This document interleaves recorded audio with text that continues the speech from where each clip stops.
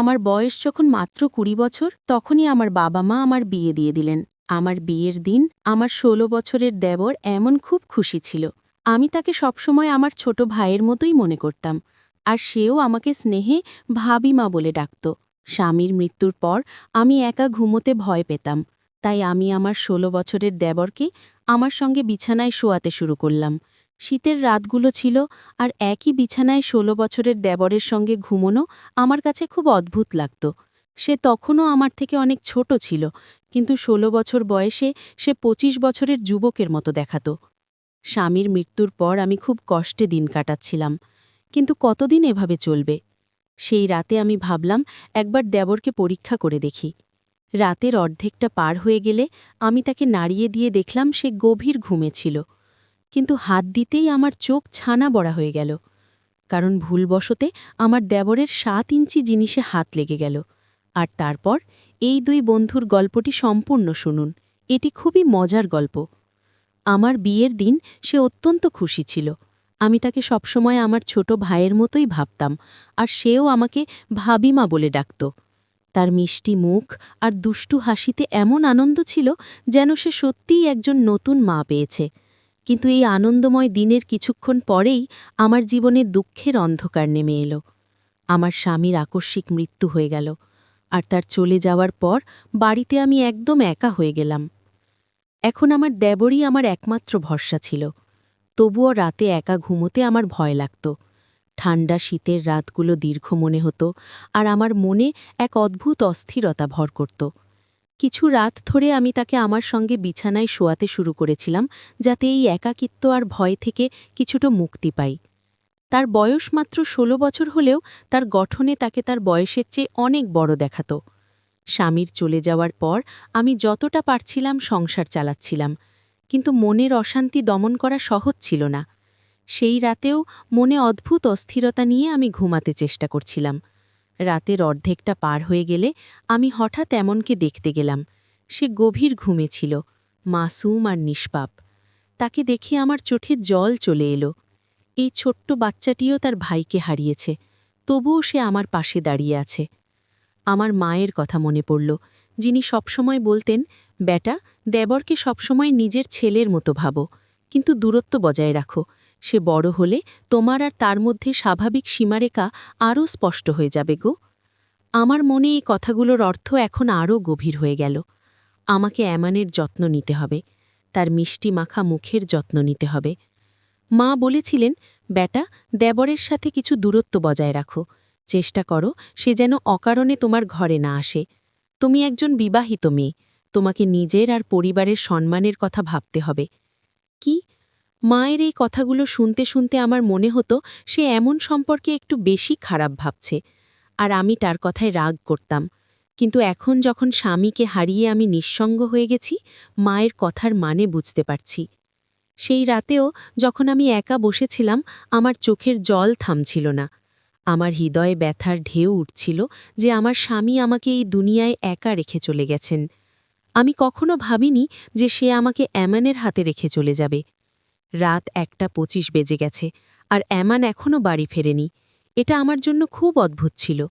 আগে আমার স্বামীর মৃত্যুর আগে সে সন্ধ্যা ৫টার মধ্যে বাড়ি ফিরে আসত, আর তারপর বাইরে যেত না। যখন আমরা কখনো বাইরে যেতাম তখন সেও আমাদের সাথে যেত, তা আইসক্রিম খেতে হোক বা অন্য কোনো কাজে। আমার মনে নানা রকম প্রশ্ন উঠছিল, কিন্তু আমি বুঝতে পারছিলাম না যে এমন এই সময় কোথায় থাকতে পারে। রাত ২:০১ বেজে গেছে, আর এমন বাড়ি ফেরেনি। আমি ভয় পাচ্ছিলাম, কারণ সে কখনো একা বাইরে যায় না। আমি তার জন্য অপেক্ষা করতে শুরু করি, এবং তখন অন্ধকার রাতে দরজায় কড়া নাড়া শুনলাম। আমি রেগে দরজা খুললাম, এবং তাকে দেখা মাত্র আমার ভেতরের রাগ ফেটে পড়ল। তুমি কোথায় গিয়েছিলে, এমন?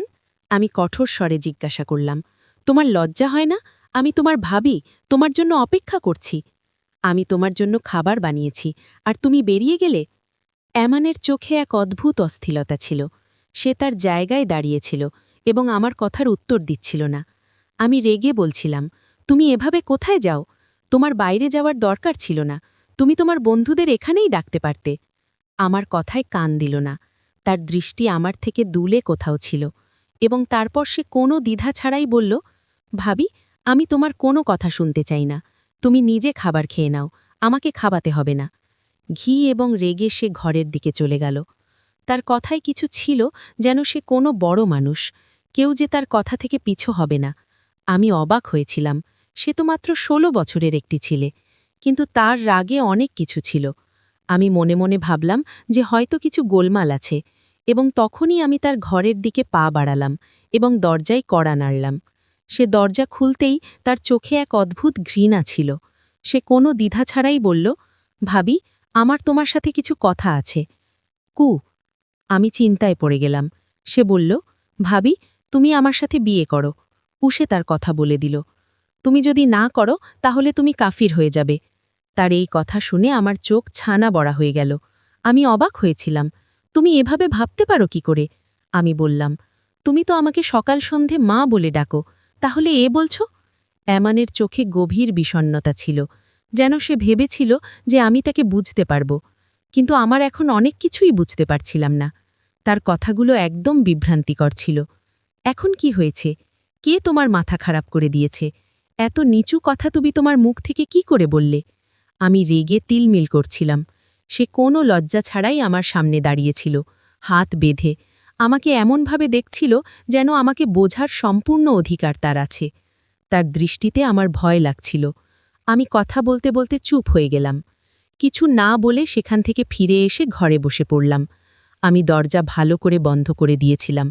মনে ভয় এবং রাগ দুটোরই মিশ্র অনুভূতি হচ্ছিল। আমি ভাবতেও পারছিলাম না যে এমন করতে পারে এবং আমার সাথে এমন কথা বলবে। আমি তাকে সবসময় ছোট ভাই ভেবেছি। এটা আমার জীবনের সবচেয়ে বড় ভুল ছিল যে আমি তার সাথে এভাবে ভাবতে শুরু করেছিলাম। যদি আমার নিজের সন্তান ভাবত, তাহলে আমাকে এইসব সহ্য করতে হতো না। এখন আমি স্থির করেছি, এমন যখনই বাড়ি আসবে আমি তাকে পরিষ্কার বলে দেব যে এই বাড়িতে তার কোনো অধিকার নেই। হঠাৎ সন্ধ্যা প্রায় ৬টার দিকে বাড়ির দরজায় জোরে জোরে কড়া নাড়া শুরু হলো। আমি ভাবলাম সম্ভবত এমন হবে, কিন্তু যখন দরজা খুললাম তখন আমার চোখের সামনে ৩-৪ অচেনা লোক দাঁড়িয়েছিল। তাদের মুখে রাগ ছিল, এবং তাদের দেখে আমার মনে হলো তারা কোনো বিশেষ মতদর্শের মানুষ হতে পারে। তাদের আক্রমণাত্মক ভঙ্গি দেখে আমার হৃদস্পন্দন আরও বেড়ে গেল। তারা যা বলল তা আমাকে প্রচণ্ডভাবে হতভাগ করে দিল, এবং আমি বুঝতে পারছিলাম না এখন আমার কি করা উচিত। সেই শব্দগুলি শুধু আমাকে হতভাগই করেনি, বরং হৃদয় বিদারক ছিল। তারা বলল, তুমি একাই বাড়িতে থাকো? আমি বললাম, হ্যাঁ, আমি একাই থাকি। তাদের মধ্যে একজন আরও কঠোর স্বরে বলল, তুমি মিথ্যা বলছ। এই মহিলা তার ১৬ বছরের দেবরের সাথে এই বাড়িতে একা থাকে। সে এখনও কোথাও লুকিয়ে আছে। এই লোকেরা এই মহল্লাকে নোংরা করছে, এদের এখান থেকে তাড়িয়ে দিতে হবে। তাদের কথা শুনে আমার সাহস ভেঙে গেল। আমি জিজ্ঞাসা করলাম, আমরা কি করেছি? এবং তাদের উত্তর আরও কঠোর ছিল। তুমি কি করেছ? তুমি কি করেছ তা জিজ্ঞাসা করছ? তুমি তোমার ১৬ বছরের দেবরের সাথে এই বাড়িতে একা থাকো? তুমি কি ভাবো? তোমার স্বামী মারা গেছে, তুমি এখন বিধবা। তাহলে তোমার মা বাবার বাড়ি চলে যাও। যদি এখানে থাকতে চাও তাহলে শালীনভাবে থাকো। আমাদের মহল্লায় এমন লোক থাকতে পারে না। তাদের কথা আমার হৃদয়ে বিধ ছিল, কিন্তু আমি নিজেকে শান্ত রাখার চেষ্টা করলাম। আমি তাদের সাথে বিতর্ক করতে চাইনি, তাই আমি দরজা বন্ধ করে দিলাম। দরজা বন্ধ করার সময় আমার ভেতরে গভীর ঘৃণা আর রাগ উথলপাথল করছিল। আমার হৃদয়ে এমনের উপর থেকে ভেঙে গিয়েছিল, কারণ আমি নিশ্চিত ছিলাম যে এই সব কিছু সেই করেছিল। সে জানো যে লোকেরা আমাকে কি চোখে দেখবে, কিন্তু তবুও সে তার কাজ চালিয়ে গিয়েছিল। আমি আমার জিনিসপত্র গোছানো শুরু করলাম। এই বাড়ি, এই মহল্লা, সব কিছুই এখন আমার কাছে বোঝা মনে হচ্ছিল। এখন আমার পক্ষে এখানে থাকা কঠিন হয়ে উঠছিল। আমি জানতাম যে এমন আমার সম্মানের সাথে খেলতে কোনো কার্পণ্য করেনি। আমার মনে শুধু এই চিন্তা ঘুরছিল যে একজন একলা মহিলাকে কতটা একলা আর দুর্বল মনে করা হয়। কেউই ভাবেনি যে একজন মহিলা কিভাবে তার বাড়ি ও সম্মান ফিরে পায়। আমার চোখ থেকে অশ্রু গড়িয়ে পড়ছিল। যদি আমি নিজেকে ও এমনকে সেই লোকদের থেকে বাঁচাতে পারতাম। এখন আমার কাছে পরিষ্কার হয়ে গিয়েছিল যে সমাজে একজন একলা মহিলার কোনো মূল্য নেই। কিন্তু আমি নিজেকে প্রতিজ্ঞা করলাম যে আমি আমার সম্মান রক্ষা করব, যাই হোক না কেন। আমি ঈশ্বরের কাছে প্রার্থনা করলাম যে তিনি সবার সম্মান ও নিরাপত্তা বজায় রাখুন। বন্ধুরা, আজকের গল্প এটাই ছিল। এই গল্প সম্পর্কে আপনার মতামত কি তা অবশ্যই কমেন্ট বক্সে জানাবেন। যদি গল্পটি পছন্দ হয়ে থাকে তাহলে ভিডিওটি লাইক করুন এবং আমাদের মনমুগ্ধকর গল্প চ্যানেলটি সাবস্ক্রাইব করুন। ধন্যবাদ।